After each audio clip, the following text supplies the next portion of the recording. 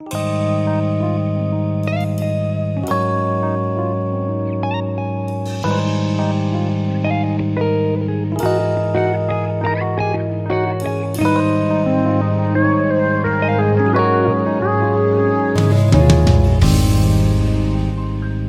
minha gente querida, paz do Senhor, graças a Deus. Hoje é segunda-feira, início da semana.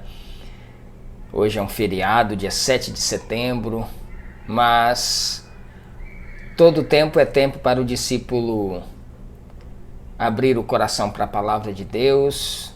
Todo dia é dia de ler a palavra de Deus. Nós queremos agradecer a Deus por essa oportunidade. Louvo a Deus por sua vida e por você estar até aqui segurando firme aí, acompanhando a leitura da palavra de Deus. Espero que a voz de Deus faça ecoar no seu coração e possa te mostrar com toda a força o caminho, a estrada do discípulo. Tá bom? Vamos orar. Senhor Deus, eu quero te agradecer, meu Pai, pela tua bondade, teu amor e pela tua palavra. Obrigado, Senhor, pelo teu Espírito e pela oportunidade que o Senhor nos dá de meditar na tua palavra. Oramos e te pedimos a tua ajuda, no nome de Jesus. Amém. Vamos lá, minha gente. Hoje, João capítulo 4. Por isso, quando Jesus soube que os fariseus ouviram que ele, Jesus, fazia e batizava mais discípulos que João, embora Jesus mesmo não batizasse, mas sim os seus discípulos, deixou a Judéia e partiu uma outra vez para a Galiléia. Entretanto, era-lhe necessário atravessar por Samaria. Assim, chegou a uma cidade de Samaria chamada Sicar, perto das terras que Jacó dera a seu filho José. Havia ali a fonte de Jacó. Jesus, todavia, cansado da viagem, sentou-se à beira do poço. Isso aconteceu por volta da hora sexta. Hora sexta é meio-dia. Nisso, uma mulher de Samaria veio tirar água. Pediu-lhe Jesus: dá-me um pouco da água para beber, pois seus discípulos haviam ido à cidade comprar comida. Então lhe respondeu a mulher de Samaria: como sendo tu judeu, pede-me de beber a mim, uma mulher samaritana? Jesus respondeu a ela: se conhecesses o dom de Deus e quem é o que te pede dar-me de beber, tu lhe pediria e ele te daria água viva. Indagou-lhe a mulher: Senhor, tu não tens com que pegar água e o poço é fundo. Onde tu podes conseguir água viva? Acaso tu és maior do que o nosso pai Jacó, que nos deu o poço, do qual ele mesmo bebeu aqui, e bem assim seus filhos e seu gado? Afirmou-lhe Jesus: quem beber dessa água terá sede outra vez. Aquele, porém, que beber da água que eu lhe der, nunca mais terá sede. Ao contrário, a água que eu lhe der, tornar-se-á nele uma fonte de água jorrando para a vida eterna. A mulher lhe pediu: Senhor, dá-me dessa água, para que eu não tenha mais sede, nem precise voltar aqui para tirar água. Pediu-lhe Jesus: vai, chama teu marido e volta aqui. Confessou-lhe a mulher: não tenho marido. Jesus falou: respondestes acertadamente ao dizer que não tens marido. Pois 5 maridos já tivestes, e esse homem com quem tu agora vives não é teu marido. Quanto a isto, falaste a verdade. Reconheceu a mulher: Senhor, eu percebo que tu és um profeta. Nossos pais adoravam neste monte, mas vós, judeus, dizeis que Jerusalém é o lugar onde se deve adorar. Declarou-lhe Jesus: mulher, pode acreditar. Está próxima a hora quando nem neste monte, nem em Jerusalém adorareis ao Pai. Vós adorais o que não conheceis, nós adoramos o que conhecemos, porque a salvação vem dos judeus. Mas a hora está chegando, e de fato já chegou, em que os verdadeiros adoradores adorarão o Pai em espírito e em verdade, pois esses são os que o Pai procura para seus adoradores. Gente do céu, aqui é um dos clássicos, né? Você pode perceber que João ele narra muito diálogo o diálogo de Jesus com Nicodemos no capítulo 3, agora o diálogo de Jesus com a mulher samaritana. Louvado seja Deus por esse encontro dessa mulher com Jesus, porque quando ele encontra-se com a mulher no poço e ele pede água, é lógico que os samaritanos eram uma miscigenação de judeus com outros povos e eles eram muito mal vistos pelos judeus e eles não se comunicavam, não se falavam. E Jesus quebra esse protocolo, pede água. Ela diz: como é que você está conversando comigo? Nós somos diferentes, nós somos de povos diferentes, de raças diferentes.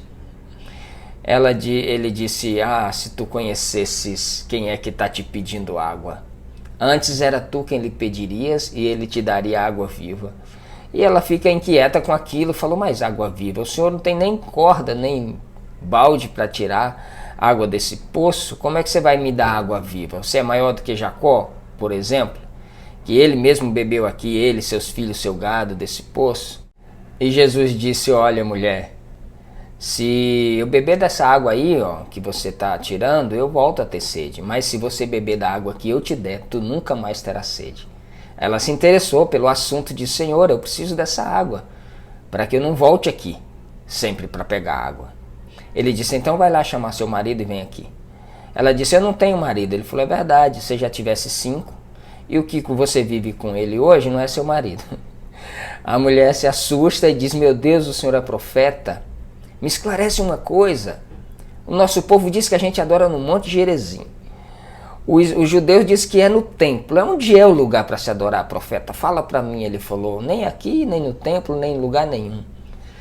Porque a hora vem e agora é. Chegou agora. Esse é o momento em que os adoradores adorarão o Pai em espírito e em verdade.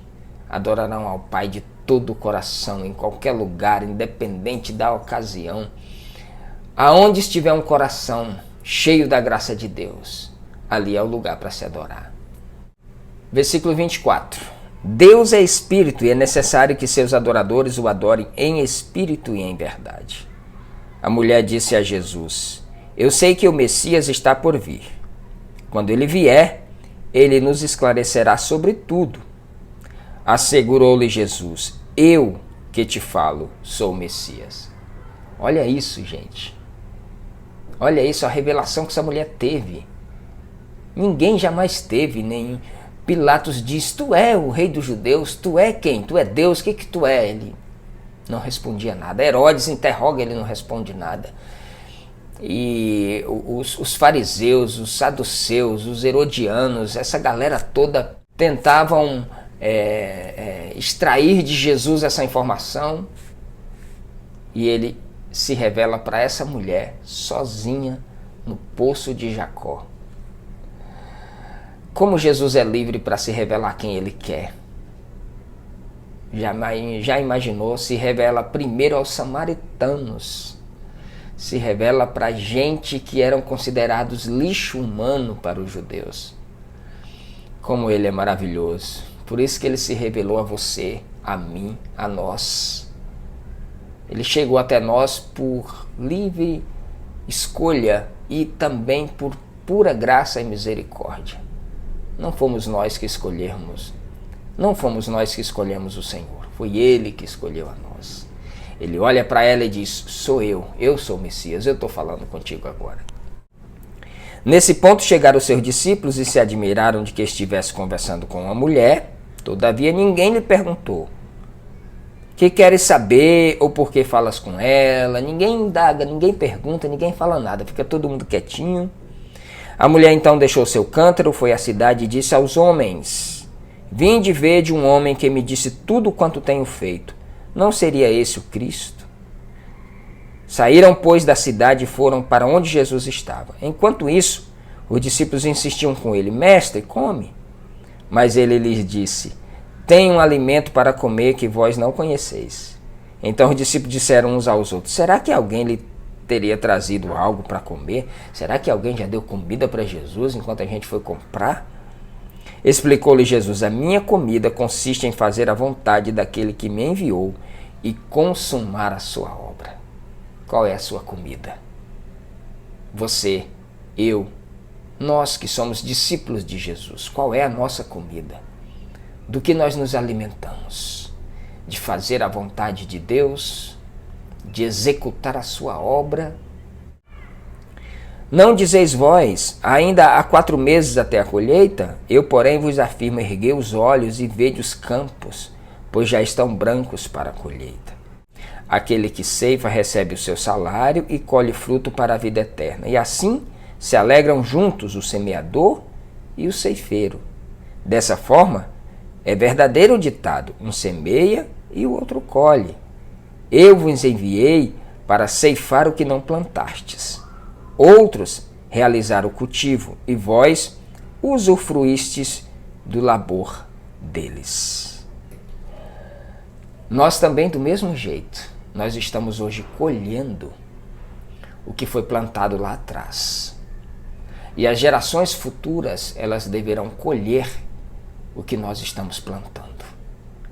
Então, quanto à colheita, é algo certo. A nossa preocupação deve ser em semear aquilo que eu gostaria mesmo de colher. Semear o bem, semear o amor, semear a amizade, para que aconteça o que ele disse aqui, para que haja júbilo tanto ao que semeia quanto ao que colhe. Versículo 39. Muitos samaritanos daquela cidade creram nele, em virtude da palavra daquela mulher que testemunhara. Ele me disse tudo quanto tenho feito.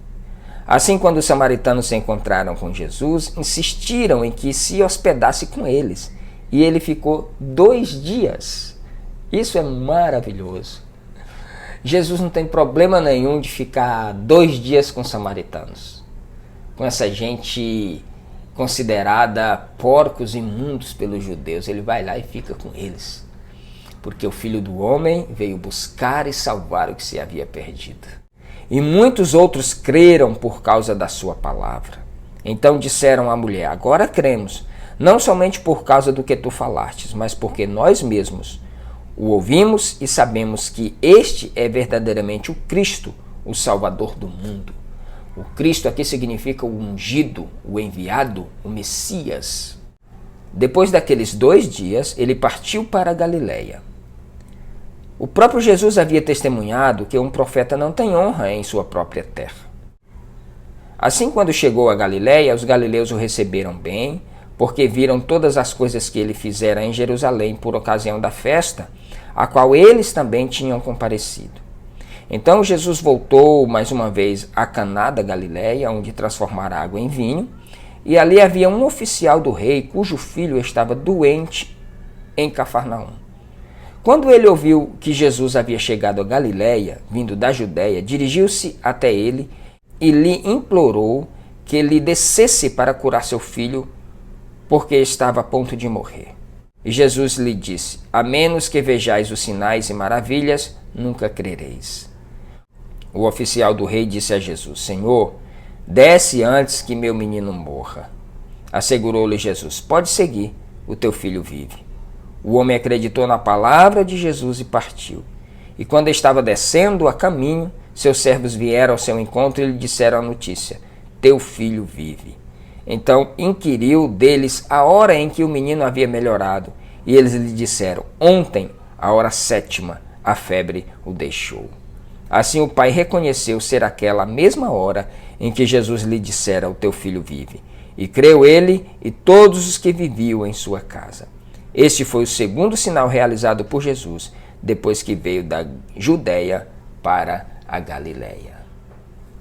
Esse é João capítulo 4, que narra um diálogo maravilhoso de Jesus com a mulher samaritana, e dali nós extraímos verdades fantásticas e maravilhosas para nossa total segurança a respeito da salvação e da vida eterna, onde nós vemos paradigmas sendo quebrados, onde nós vemos a graça de Deus sem acepção de pessoas, abraçando a todos e a todo o coração que se abre para receber a palavra. Que Deus abençoe você, que Deus te abençoe nessa semana que se inicia. A gente se vê amanhã no capítulo 5. Até lá.